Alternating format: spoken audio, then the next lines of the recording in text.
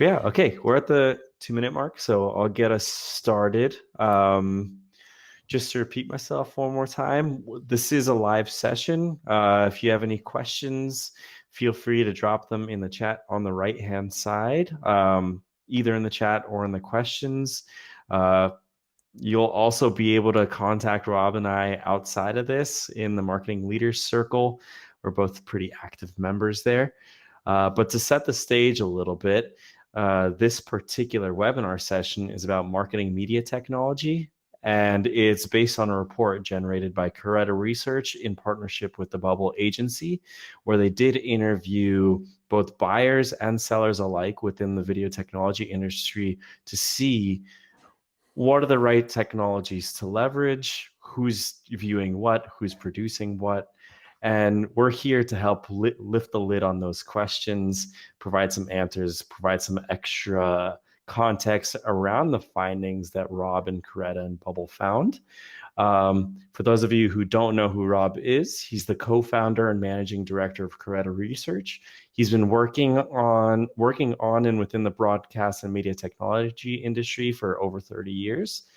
And he started his career within the BBC, moving into a range of various different technology roles, and including a lot of hands-on delivery of products. He's been on both sides of the buying table, so he has a very unique insight into the subject matter that we're talking about today. With that, Rob, I'd like to hand it off to you to give a little bit more context about what we're talking about today. Thank you, Josh. And firstly, as I mentioned when we were chatting earlier, it's very strange to be on this side of the webinar table. I'm very used to moderating duties from this last year or two, so it's strange to be doing the talking. But everyone that knows me knows that I like to do a lot of that. So I'm sure there'll be a lot to talk about. A little bit of background for those of you who don't know Caretta. We're a industry research team focused on the broadcast and media tech industry. We are currently 7 people strong and actually growing to 9 in January. So that's exciting. And we spend most of our time talking to the buyers, budget holders, decision makers who spend money on media technology solutions, and also the vendors and suppliers in the industry. So we spend a lot of time talking to both sides. So this particular project was kind of a natural progression from that.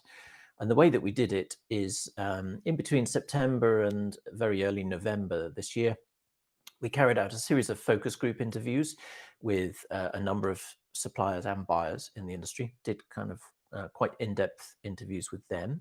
And then we also ran an online survey that was open across a number of weeks, again, aimed at both buyers and sellers. And one of the things we did was we asked the technology buyers and the technology sellers exactly the same set of questions, but skewed to each of their, the flip side of each of those questions.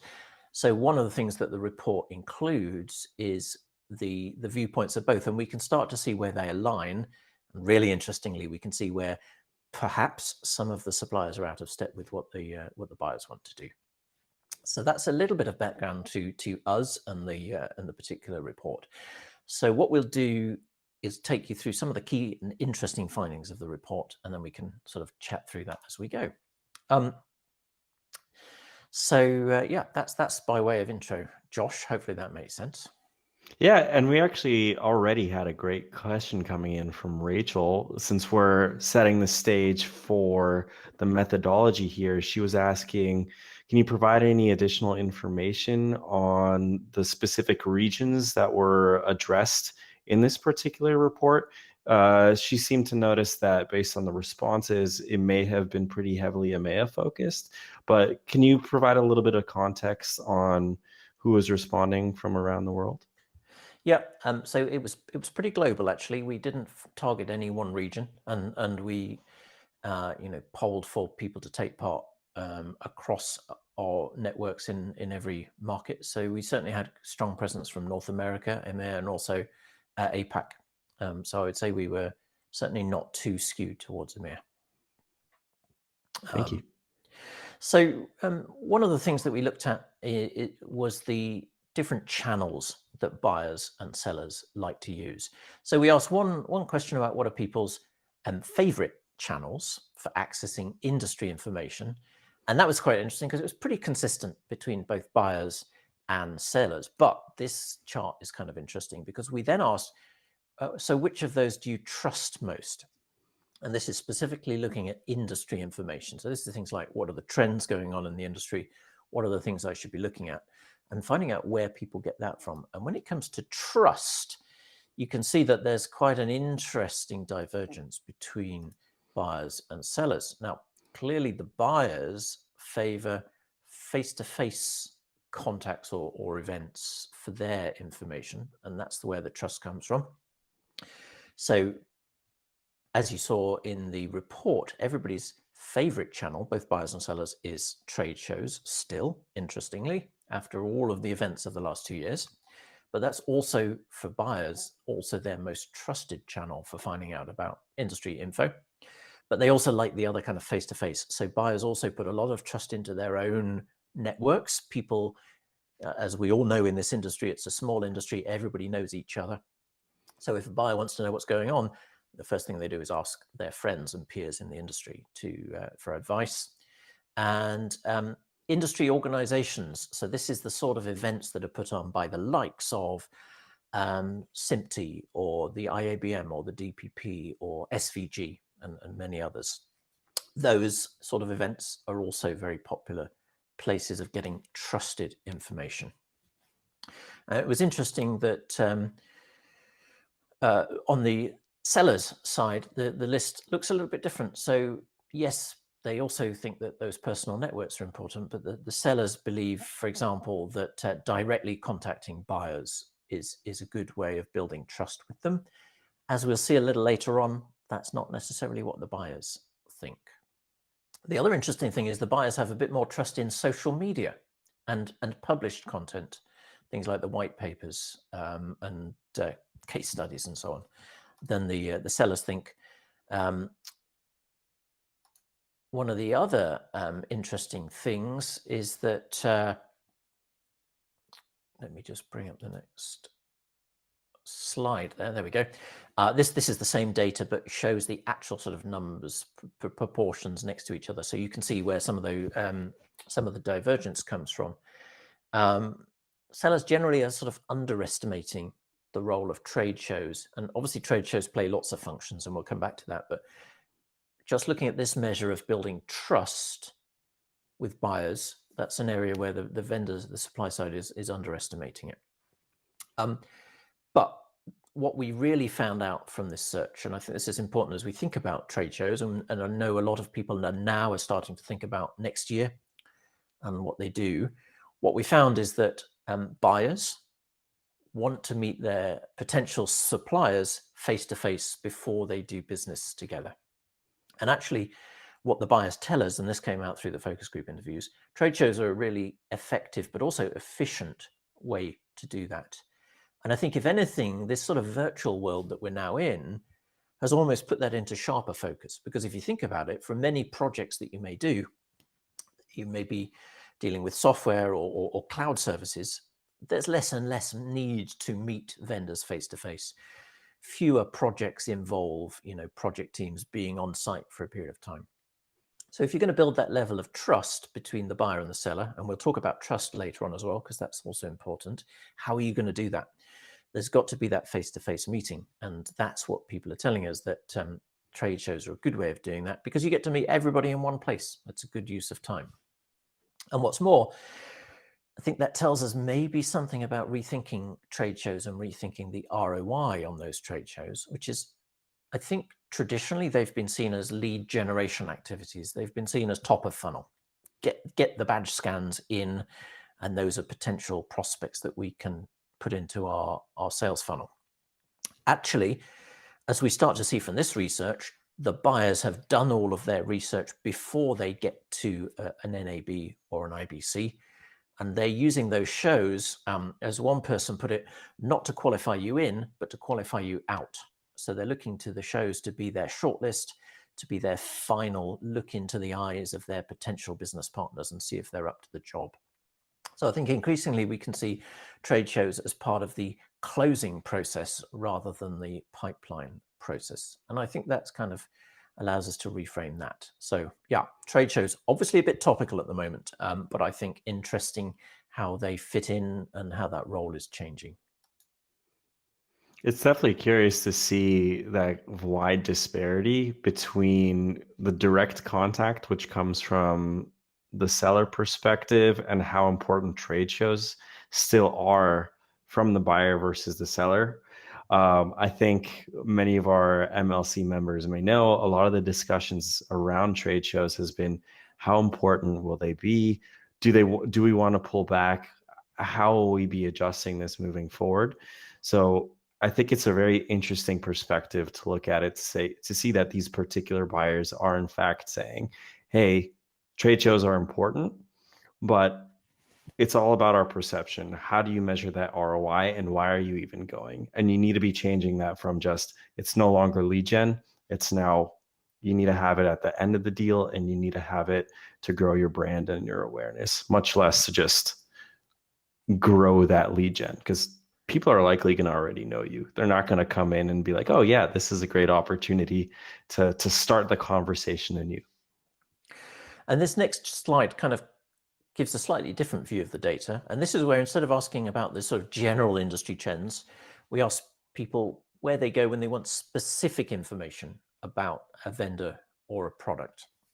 And if you think about it, once people have done their research and they've built up this sort of level of trust in the market and in vendors, they're wanting now to, the project is funded, they're actually moving forward with the final steps of this.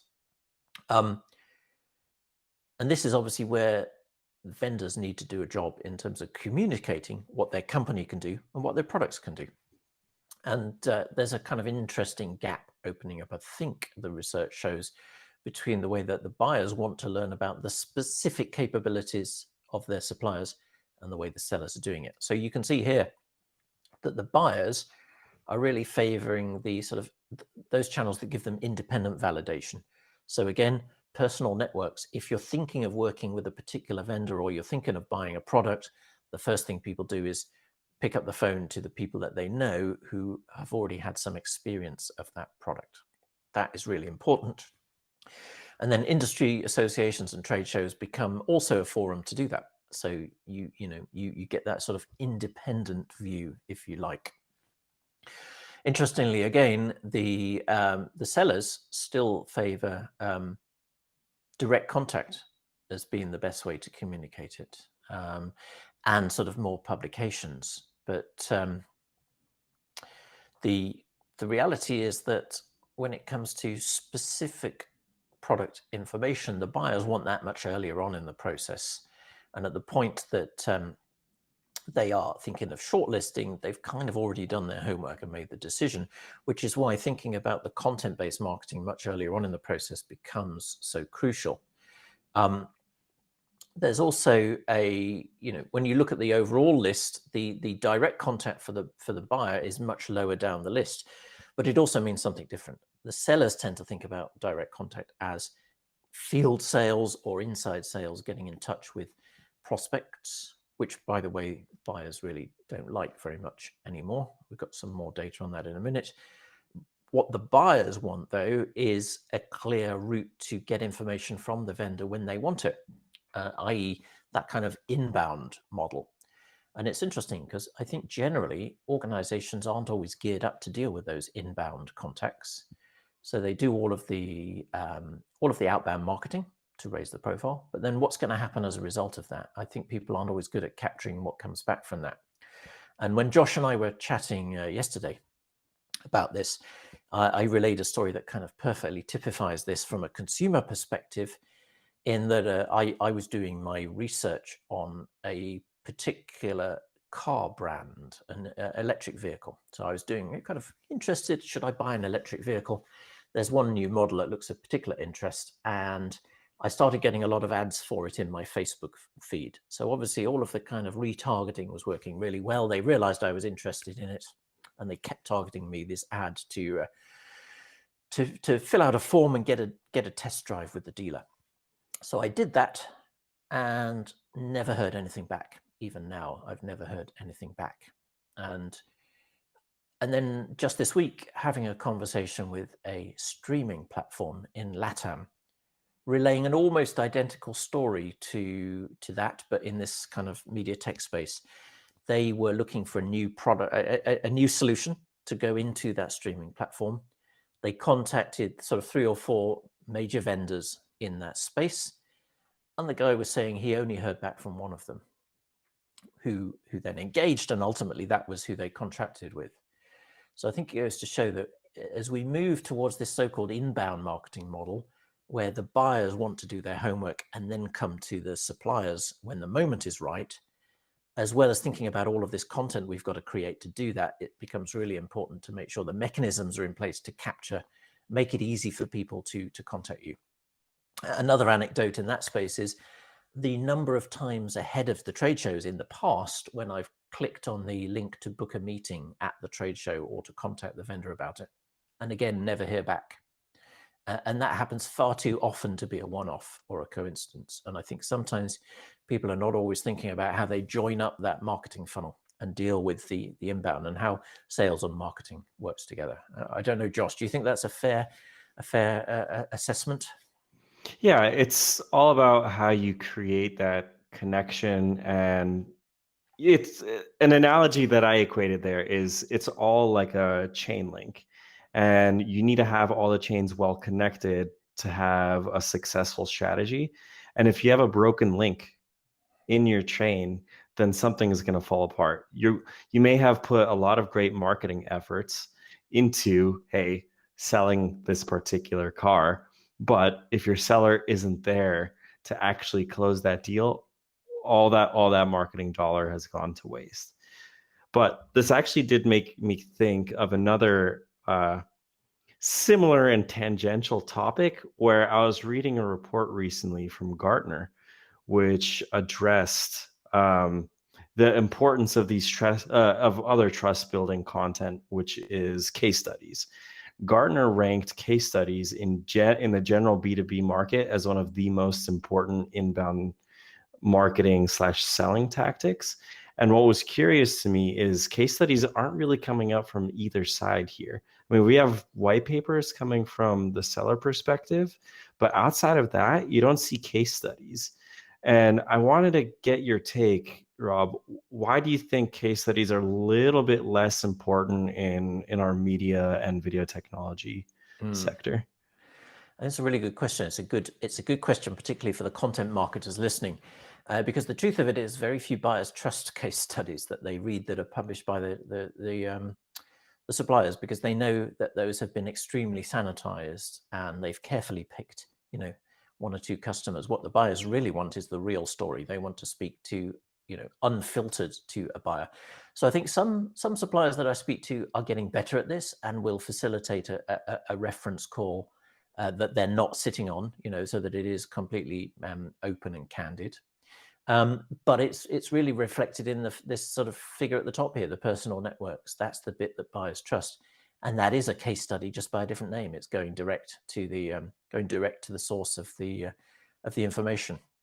I think you could also stretch that to trade press and mags and websites, because those are also a third party. And in many cases, you get a lot of experiences where these publications do take third party approaches, third party reviews of a given product, of a given solution. And it acts as a case study, but it's a third party research. So maybe case studies aren't as relevant, but things like these trade press, and not paid, mind you, but having press releases and other publications covering you is incredibly valuable to the buyer. I mean, that's interesting. It came up in the context of webinars as well in some of the conversations we had during the research. Obviously, we're doing a webinar now. Yeah. Some vendors have been putting on their own webinars quite successfully, and that's become an important part of people's strategy. But actually, interestingly, some buyers we spoke to did find that they had a greater level of trust and found that the webinars that were organized under the banner of an industry organization or a trade press platform had more credibility in their minds. There was a perception that there's that additional level of validity to it when it was done under that platform. So I thought that was interesting. It certainly shows that you can potentially get more impact by running an article or a webinar through that third-party brand. So that's kind of quite interesting. And I think this actually takes us well into the next point that I wanted to address. It's the distribution tactics, where sure, you have trade magazines, you have articles that are distributing your varying content. I was wondering if you can here address what are the distribution tactics and specifically the social media channels that buyers and sellers are finding the most trustworthy. Now, I think the results on social media were particularly interesting because I was surprised that it wasn't so important as you might think. It's actually some of those traditional sources, the trade press, magazines and websites from the trade press, that actually people use more than social media. So that was interesting to me. But when it does come to social media, it's clear that there are, again, some differences between the buyers and the sellers. I think in general, across any channel, and this is perhaps one of the most important learnings from the report, is short, clear, bite-sized content works well. People don't have much time to spend looking at any of this stuff. So really, really long form content or long videos or very long case studies or white papers are much less popular than really, really easy to consume stuff. And I think even though social media is not the most popular channel, it's clear that it does play an important role as part of the overall mix and the overall way of reaching people. It is one of the more trusted sources of supplier information that we saw by the buyers.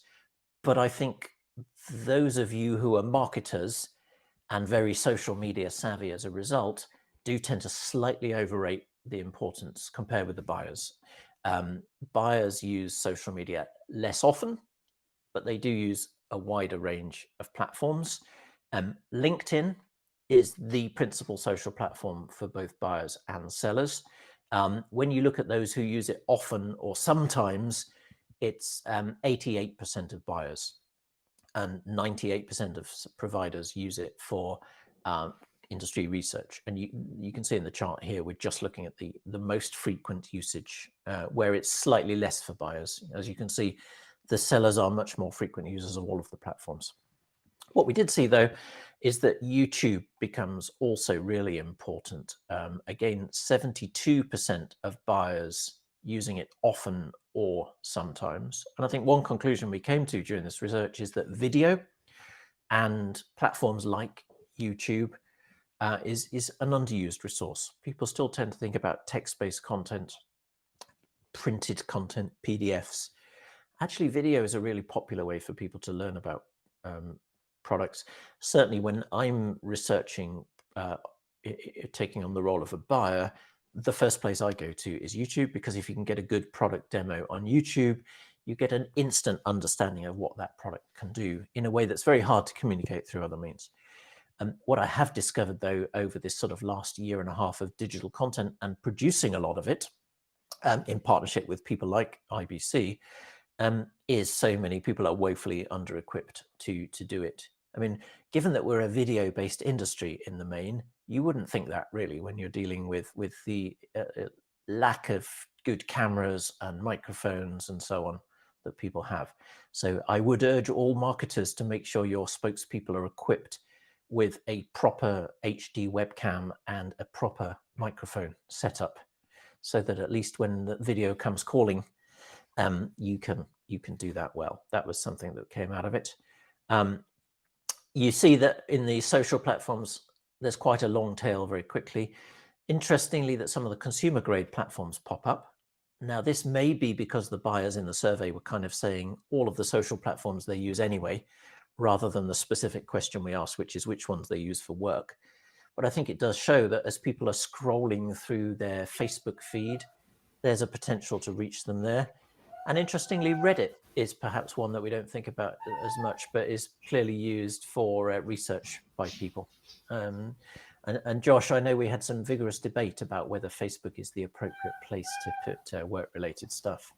Yeah, there was a funny anecdote actually that happened specifically at Bitmovin. We had Facebook ads running for a while, and it one of our ads ended up hitting one of our customers.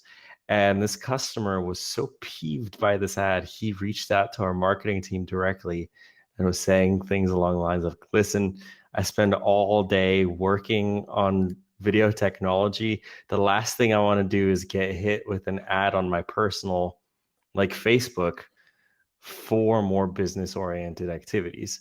So it's a really curious kind of balance that you need to find between these networks. Like, I think, yeah, a lot of people respond, especially buyers, that they would be willing to buy from Facebook. But I think it's all about that trustworthiness, that messaging. You have to hit them with the right type of ad so it's not really taking them out of their leisurely experience. This is maybe where you might want to go more into the thought leadership, or it's like, oh, I'm not selling you something on Facebook. I'm just giving you information that you might be interested in. And I think the same thing could be said about Reddit. I think it's a vastly underused marketing tool, but that being said, I think it's a very difficult tool to crack as a marketing distribution channel, because I'm an avid Redditor myself. I can tell you, a lot of organizations, they are vilified and often on Reddit. So if you're posting as an organization on Reddit, it's very, very difficult to have any clout, any respect. And more often than not, you'll be downvoted. So if you choose to use Reddit as a distribution channel, you have to be very careful about how you use it and the type of content you put out there. Maybe that's the kind of content that you want to be free. So distributing articles or publishing quotes from a given PDF, but ensuring that you're not there really to capture their information, maybe their attention, and then they'll seek you out later on. But it's a very difficult tool to balance. So it's really intriguing to see that Reddit, and for example, the other one that blew my mind on here is TikTok. Like, how will B2B businesses even crack the TikTok? So I was going to just touch on that briefly before we move on, which is there's a demographic thing here as well. And we didn't really focus on demographics in the research. And I think it's fair to say that the people who perhaps are the budget holders and the decision makers have a few more gray hairs for now. But I think when we look at the next generation coming through, maybe some of this changes. I think, LinkedIn is the place to go. That's the reliable. Everybody uses that. Less Twitter. The question is, I had some people that I spoke to during the focus group research pretty much laughing at the idea of using TikTok for B2B content. And yet, perhaps if you look at a younger generation that you're wanting to influence, maybe it does become more relevant. So I would say if you have the luxury of enough marketing budget to use across a few different platforms, there's scope. But I think if you want to focus your efforts on one place or a couple of places, if it was me, I would be doing it on LinkedIn and YouTube primarily. So I think this drives us back to, I think the next point will drive us back to something we've addressed a couple of times in this presentation, which was trustworthiness and focused messaging. And I was wondering if you could walk us through a little bit, like what's the specific type of messaging that buyers want to hear from sellers? I think this is the area of the research that buyers were most strongly opinionated about. They get these communications from hundreds of different vendors, if not thousands, most of which at any given point in time are not that relevant to them. But the way this works, and we had this story related to it time and time again, the buyers may not engage directly with communications at that moment in time, but they do read them. So they'll read that article in the trade press. And they, by the way, they particularly love the email digests that come from trade press sites and industry organizations. They will read direct emails if they're done right. We'll look at that in a second. They'll attend some webinars. And what they're doing there is they're getting ideas. They are basically scoping out which of these things might be useful. Now, at some point in the future, they're now doing that project that's relevant to that. And that's the point that they're going back and recalling all of this stuff that they've absorbed in the run up to that. So that's when they need to be able to really easily associate that vendors X, Y, and Z are in that bit of the market. So if they're in the market for a particular widget, They need to be able to really easily recall that those particular vendors could help them, and then they want to approach them and go back to them. And so in order to do that, the communications have got to be very, very clear and specific, but also building up the trust, because there's two things going on here. What the buyers want to know about is about the company itself, the vendor's company. Does it have enough resources and bandwidth to be able to deliver a project? So they want to know about how big that company is, how long it's been established. They want some degree of certainty that it's not about to go out of business or be acquired by someone next week. They're going to be looking at things like how many people work there as a proxy of how much capability they have.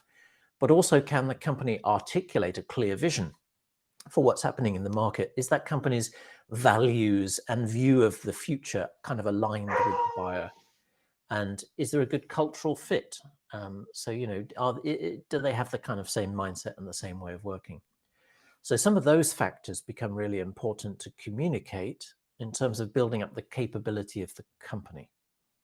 And I guess maybe as an aside to that, if some companies have picked up baggage along the way. And I think if you've now been, if you've been able to reinvent the way your company works, you also want to be communicating that. So you want to be mindful of where there has been criticism in the past and address that head on. But then buyers also want to know about the products. They want to understand the capabilities of the products so that they can see if they fit into the needs into that project. And there, what they want is just clarity and accuracy. And what numerous buyers said they hate is marketing messages that overinflates the capability of a product, or tries to say it does everything, or tries to say it does stuff that it doesn't do. It doesn't help sales to say that you can fit into all of those buckets. Kind of quite the opposite. Much better to be clear and specific about where you play and where you don't play, and then the buyers will respect that.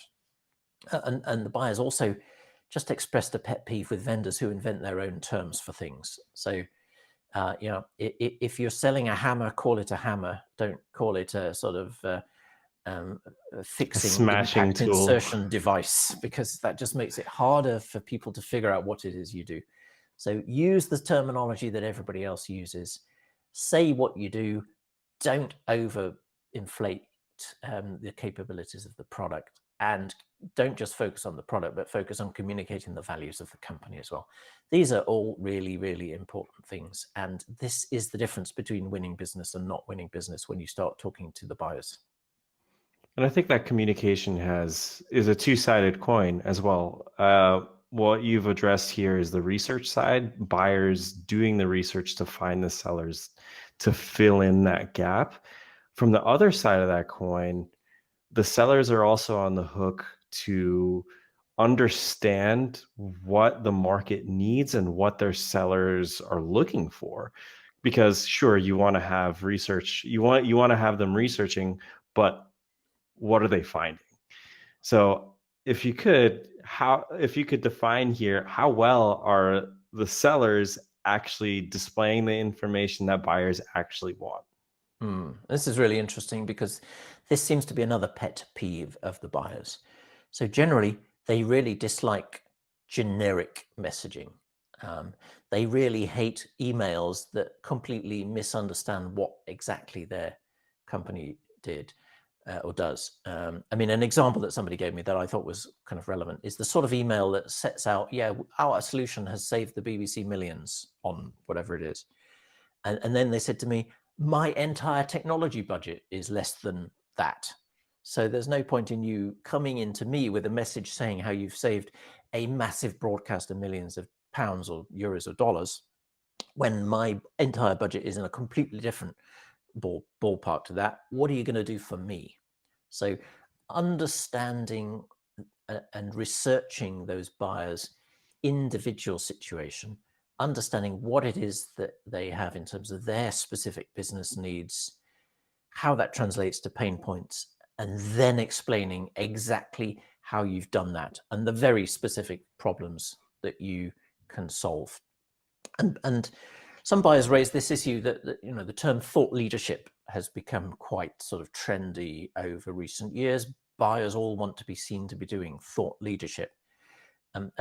sellers all want to be seen to be doing thought leadership. And actually, it turns out the buyers don't respect that very much, because if you're up making very general assertions about the way the market's developing, that isn't helping the buyer know exactly how you can solve their problem.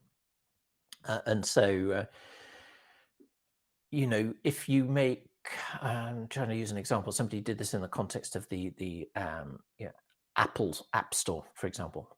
Don't come in with general thought leadership about how the consumer market for apps is changing, when their specific problem is how do they deal with a new change to the App Store that's affected their business model. So it's getting down to that level of real detail that is key. The buyers and the sellers have rather different views, as you can see here. So in the report, in several occasions where we ask the buyers and the sellers much the same thing, we've presented the data in a way that you can see there's kind of like the swing between them. So you can see here that the sellers had a pretty confident view that they were taking the time to understand their buyers and listen to their needs. That's not as strongly felt by the buyers, as you can see there. So everybody needs to do a lot more to really, really research their prospects and their customers before making those contacts and before kind of focusing and targeting the message. Much more segmentation of the market is needed, much more understanding in detail at the different sorts of customer bases that you have and the different sorts of pain points that those people may have. And again, there's a couple of quotes here. People wanting their suppliers to move away from the sort of box moving mentality to the solving business problems mentality, and moving away from this sort of vague thought leadership into exactly what problems can you solve and how do you do it. Now, this is a little bit outside of the scope of the research specifically, but I was wondering if you could, do you have any best practices for how these particular buyers can actually gather that particular information from the sellers to better focus that given messaging? It's a little bit different because, and I talked to some of the buyers about this when we were doing the focus groups. On the one hand, the buyers say that they don't really care for the kind of traditional old school lunch and coffee meetings anymore, because they just don't have time to do it. And they see that as kind of old school sales. And yet when they do have meetings with field sales, they kind of want them to already know about their company. So it's a bit sort of chicken and egg in that sense. I think it just becomes a case of building a natural relationship with the buyers, using as many industry events as possible to understand what the buyers are worried about and what they're saying. Doing the basic research, I think, before contacting them into what sort of organization. And then what we've been doing at Caretta actually is quite relevant to this, because increasingly suppliers have been asking us to help segment markets into different cohorts of buyers and different types of buyers, really understand and drill down into what their specific pain points are, and then to be able to optimize go-to-market strategies to respond to that. And I think the general answer is it can't be a one-size-fits-all approach. It's got to be a tailored approach and a segmented approach. I mean, the great thing is, of course, that modern marketing technology makes it very, very easy to target small cohorts of groups based on all sorts of factors: the size of company, the type of company, the geography, the level of maturity. And so that becomes really quite important, tailoring the message down, and also not trying to expect that every media company in the entire world is going to be a prospect for this message, but picking the targets carefully. I think once you have those two things combined, which is the buyer doing the research and the seller having the right information, you have this, which is what you're bringing up the slide for now. You have a focused strategy towards better overall inbound. And could you go a little bit more into what that takes and what that means? I mean, I guess this is good news for marketers, less good news for inside salespeople. But I think, almost without exception, buyers kind of hate this, what they see as an onslaught of cold calls, of spam emails, of spam LinkedIn connection requests from people they never know. So this is about doing the research and not just kind of blitzing every media company CTO with the same message, even though that they've told you they're not relevant. One CTO I was talking to told me the story of how somebody calls up the switchboard at this. It's a major national broadcaster, and they say, "Could you put me through to the CTO, please?" So the switchboard puts through the salesperson who delivers a completely irrelevant sales message, only to be politely told, "Nope, that's not of interest." And then literally 2 minutes later, the phone on his colleague's desk next door, who's I think head of architecture or something, rings with the same guy with the same message. Well, I mean, this is not a successful way to deliver a sales message. But yet, I still see suppliers who really do have that kind of old school cold calling inside sales operation in place. The interesting thing, though, is buyers really do like to hear about relevant products. So it's not as if they're resistant to the messages. If it's relevant, they absolutely want to hear about it. And so within this deluge, as we talked about, they do recall stuff to come back to, from email lists, trade press sites, all the other things. So I think the secret of it is, in terms of reaching that, is to tailor that message and make it relevant, as we talked about, and then deliver a really clear, succinct, focused message. Email is still really effective, that avoids making these generalist grand claims, but provides really specific evidence and relevance, and then a link, clear call to action to get more information. Just communicate one message, as somebody put it, communicate one clear concept in the first paragraph. That's all they're going to read. So I think cutting through the noise, really specific, tailored, relevant messaging, very clear positioning of the product benefits, and accurate targeting, and just cut out the whole kind of spray and pray, because it's so inefficient and it just pisses people off along the way. I think that's the key. So really, really good position for marketers to be operating in all of that. That being said, I'd like to switch the topic just a little bit. I mean, you are saying it's a good time to be a marketer, but I'd like to hear why. And I think what you're going to tell me is it has a lot to do with budgeting. Yeah, So well, absolutely. How are budgets changing nowadays? I wanted to end on a high note. This is where again, there's a difference between the buyers and the sellers' opinions, but in a good way. So we asked people about whether their budgets are going up or down, or the same. So 2/3 of buyers reported that their budgets have either slightly or significantly increased over the past few years. And so that's 2/3 there, yet it was less than half, 44% of suppliers think that's the case. So in other words, the buyers at least feel that they're spending more money than they did. Their budgets have gone up. Now, why do sellers feel it's going down? Well, often that's because individual vendors are doing a less effective job at getting that money. And that may be because they're not doing, all of the stuff that we've just talked about.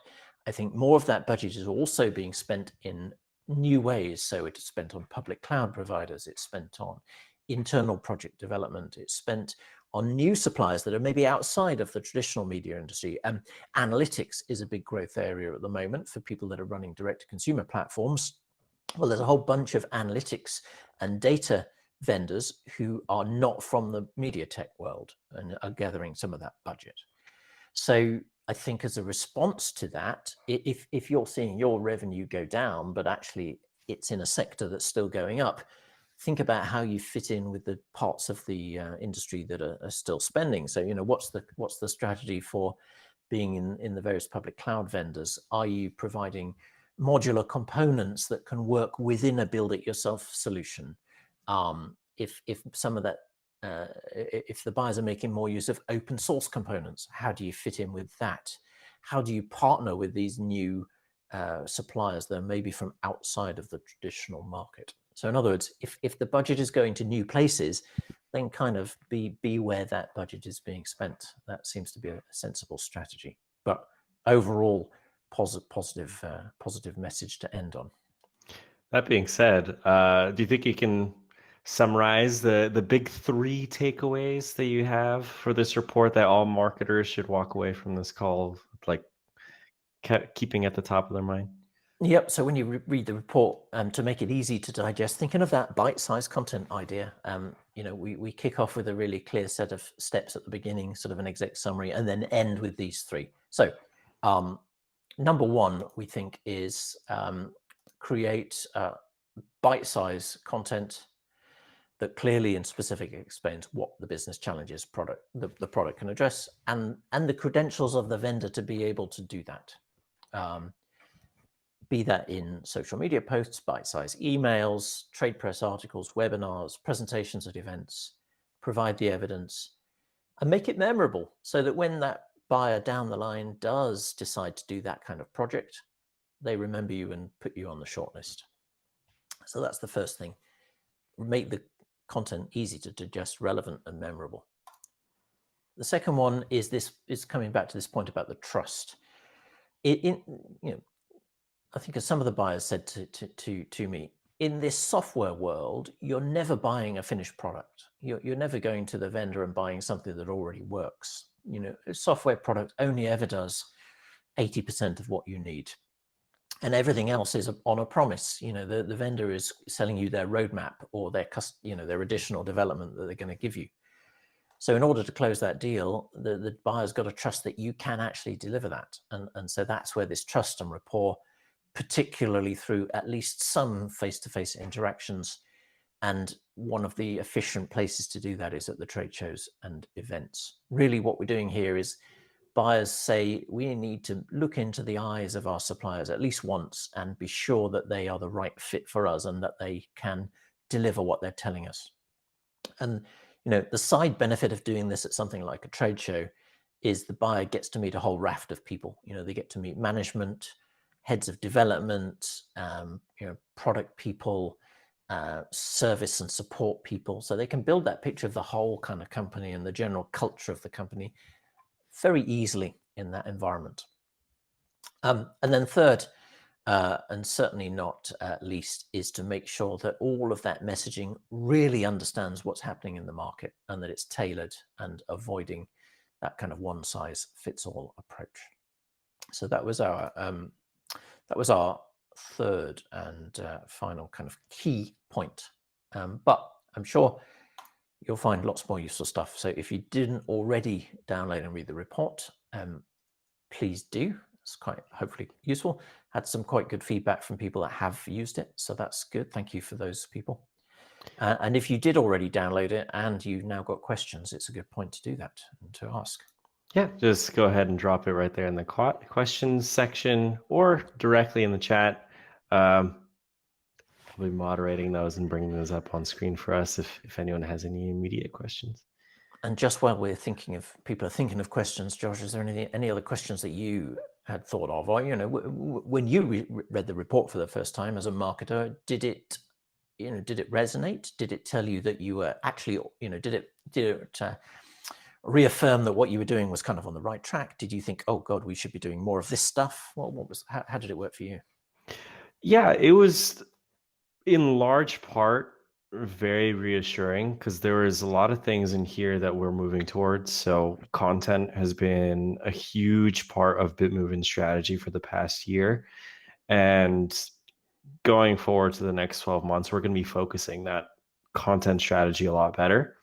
And towards the point of building that trust, one of the biggest things that we're going to be working on is improving what we're calling our nurture tracks.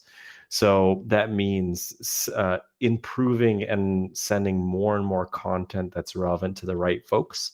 That's also segmenting given content by different verticals, by different positions within a given organization. So then the right people are receiving the right message at the right time in the right place. What was a little disheartening was, oh, hey, we need to focus in on, for example, the bite-sized content like YouTube. BitMove's not very active on YouTube. And frankly, I think a lot of that, and I think a lot of the hesitation within our particular industry about posting videos on the likes of YouTube is we're a video technology industry. We want to say we're the best at video technology. So it's a little hard to admit to be like, oh, okay, YouTube's doing it great, so we're going to drop our content there. The other side of it is YouTube is a little bit hard to track the ROI, especially because you're putting all this content out for free. Of course, you can drop a link in the comments with the UTM parameter, but it's hit or miss. And from the other side of things, trade shows was quite surprising. Um, we're thinking of withdrawing from quite a few or reducing our presence. We're thinking of doing more smaller scale events. Maybe trade shows aren't the way of the future anymore. Maybe it's these smaller meetups. For example, there's a bunch of different meetup groups around the world. Bitmovement is active at Mile High Video in Denver, the London Video Tech Group, the Vienna Video Tech Group, etc. These are the steps moving forward. But a lot of the trust messaging within this particular research paper, it resonated very strongly with us. Do you think that measurement of ROI needs to change? Because I think traditionally it's been in terms of leads, as we talked about. It's very much been leads going into the top of the funnel. And actually, I think what we're seeing here is that by the time customers do kind of engage on an inbound basis, they're much further along the funnel. They've done the research themselves. They know what they want to buy. They've done the shortlisting by the time they engage. So does that mean you have to measure that differently? How does that work? Yeah, we did typically, by and large, our marketing team is measured on pipeline or what have you, however you use the terminology, either pipeline or opportunity generation. When you're looking at a trade show, opportunity and pipeline generation and leads, for example, those aren't the right ROI. People who come up to your desk, people who come up to your booth at a trade show, they're not always going to be the right folks, especially if you're handing out a lot of swag.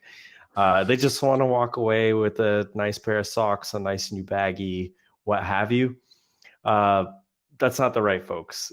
The other side of the trade show that is wildly successful is setting up the meetings. And you're not setting up meetings with people you don't know. That is, as you addressed, you're setting up meetings with people who you've been communicating with your personal network. You're closing the deal. The ROI measurement, you're right. I don't think it needs to be based on opportunity/pipeline generation nor lead generation. It needs to be on opportunities created, opportunities closed, or further technical evaluations, things that are further down your marketing and sales pipeline than those two top of the funnel measurement metrics. You need to be looking at different things. The other metrics that are often brought up in MLC here that I've seen in a couple of other webinars is the trade shows are brand oriented. And as we all know, brand isn't easy to track unless you're running consistent pre-post surveys about how are you performing, why are you performing this way. But it's important nonetheless. If you're at a trade show, especially if you have a nice booth, you have a nice sponsorship package, people are eventually hopefully gonna remember your name. It's just a matter of what are you measuring, what's the most important to you, and why. Back to that memorability, and maybe the key then is not just remembering your name, but remembering which pot to put you in, which bucket to put you in when it comes to it. And we've got about 2 minutes left, so there's just one other thing that I wanted to mention that does come up in the report, and that's the use of channels. A lot of suppliers obviously do make good use of channels, be they resellers or system integrators, and I think that's an area that you've got to be particularly careful on, because I think in my experience, at least, some of them may have slightly more old school sales techniques. So if you are doing all of this good stuff in HQ, you, I think, need some sort of process to make sure that the channels are doing it as well, that they are also doing all of this best practice. I think also you need to have a mechanism with the channels such that they're capturing that data back. We talked about the two-way process and listening to the customers. So make sure that there's kind of a process for feeding that back in from the field. And then also, to the point about my lack of a test drive, make sure that if you are doing the sort of the content-based stuff, what are the return paths for the inbound, and how that gets tracked and measured. Because if someone picks up the phone to their favorite account manager, reseller, SI person who kind of knocks on their door and has a coffee every couple of weeks, can you be sure that you're associating that back with the marketing activity? So I think thinking about bringing the channels into this modern age as well, it becomes important. Absolutely. And with that, we are pretty much at time. So I'd be remiss if I didn't say, if you're watching this on demand on YouTube, perhaps, or you just registered from this webinar upon a referral from your personal network, please check out Marketing Leader Circle, mlcircle.com. Sign up, join us. We do a lot of these webinars. We have a lot of great discussions, a lot of great people joining in. And don't be afraid. Don't forget to download the report from Bubble Agency and Caretta Research, which we've linked right there in the comments, and it's in the slide deck as well. Yeah, thanks, Robert. Thank you. It'd be a pleasure. Hopefully it's been useful. Hopefully the report is useful. If you violently agree or disagree with anything, and you didn't want to raise your head above the parapet in the sort of open forum, then just feel free to reach out as well. I'm always keen to get feedback and get different dimensions of all of this. So yeah, just give us a shout anytime. Always happy to discuss, or indeed if you wanted anything clarifying in the report as well. Well, I appreciate it. Thanks for joining tonight. Thanks to everyone for listening in. Thanks, everyone. Bye.